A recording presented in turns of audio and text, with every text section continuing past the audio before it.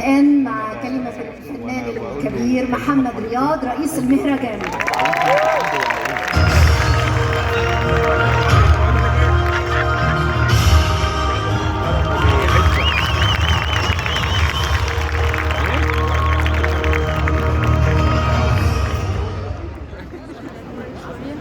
بسم الله الرحمن الرحيم. منورين السيدات والسادة الناس ومبدعين، معالي وزير الثقافة الأستاذة الدكتورة نيفين الكيلاني، الحضور الكريم، أهلا بكم في ختام الدورة 16 لمهرجان المسرح المصري. في البداية أريد أن أعبر عن سعادتي لكوني واحدا من هذا الجمع الرائع من المبدعين وصناع المسرح المصري، وأنا سعيد بهذه الحالة المميزة التي صنعها مبدعو المسرح مع الجمهور، والتي أضافت مزيدا من البهجة والمتعة. المهرجان القومي للمسرح المصري كان هدفه دائما ذلك التلاقي الجميل بين مبدعين، وهو أيضا بوابة لانفتاح أكبر على الجمهور المتعطش لمزيد من الإبداع الجاد والفن الراقي. وخلال هذه الدورة شاهدنا عشرات العروض المتميزة والتي طرحت أفكارا جديدة بأسلوب فني مبدع وباستخدام أحدث التقنيات. لقد تحول المهرجان هذا العام إلى عرس فني وكرنفال شعبي، وكان الجمهور هو كلمة السر في نجاح هذه الدورة. وفي النهاية أود أن أشكر جميع من ساهموا في نجاح هذه الدورة، وأخص بالشكر معالي وزيرة الثقافة الأستاذة الدكتورة نيفين الكيلاني،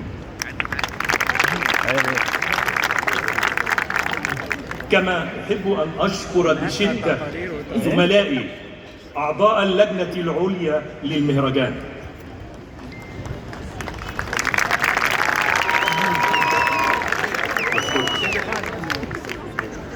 وجميع القيادات والعاملين في صندوق التنمية الثقافية والمجلس الأعلى للثقافة والبيت الفني للمسرح ومديري مسارح الدولة.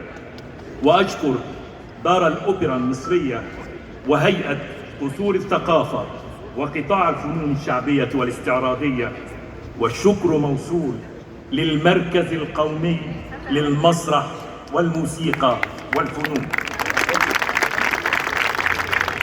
وكذلك مركز الحرف للفنون التقليدية بالفسطاط، ولجميع من عملوا معنا في إدارة هذا المهرجان.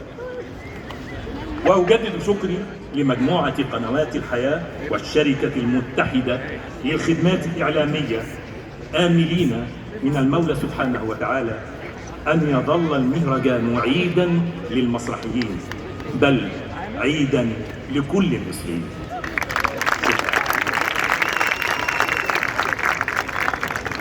أنا لا لسه قاعد معاكم شوية. أنا الحقيقة عندي مفاجأة للدورة ال17.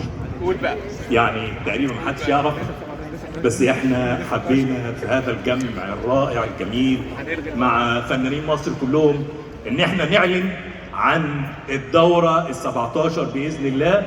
هتكون الدورة دي باسم طبعا يعني بعد ترحيب معالي وزيرة الثقافة بهذا الاسم الكبير جدا جدا جدا في عالمنا الفني وفي المسرح بالذات. الدورة 17 لمهرجان القومي للمسرح المصري، دورة الأستاذة الكبيرة سيدة المسرح العربي سميحة أيوب.